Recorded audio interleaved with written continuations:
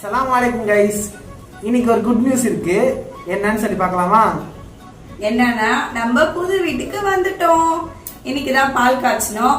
பால் காய்ச்சிட்டு சரி குரான் காணி வைக்கலாம் அப்படின்னு சொல்லி பிளான் பண்ணியிருந்தோம். ஸோ பால் காய்ச்சிட்டு குரான் காணி நல்லபடியா முடிஞ்சிருச்சு.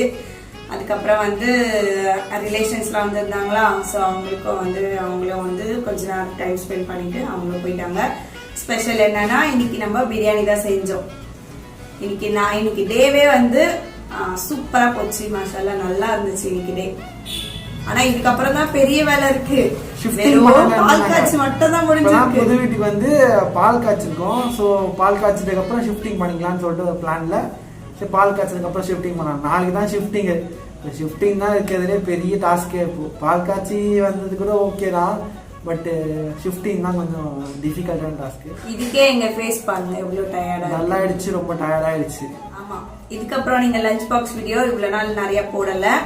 சோ வந்து ரித்துஸ் மாம் கிச்சன்ல வந்து லஞ்ச் பாக்ஸ் வீடியோ வந்து புது வீட்ல வந்து வரும். அதே மாதிரி ரித்து vlogsல வீடியோவும் வந்து புது வீட்ல தான் இனிமே வந்து வீடியோ நம்ம கண்டினியூ பண்ண போறோம். ஸோ எல்லாரும் பார்க்குறவங்க எல்லாம் துவா செய்யுங்க. ஆமா, இன்னும் கொஞ்சமா வளரணும் துவா செய்யுங்க. நாங்க இந்த வீடு வந்து என்னன்னு சொல்லாம விட்டுட்டேன். இது வந்து ரெண்ட் இல்ல,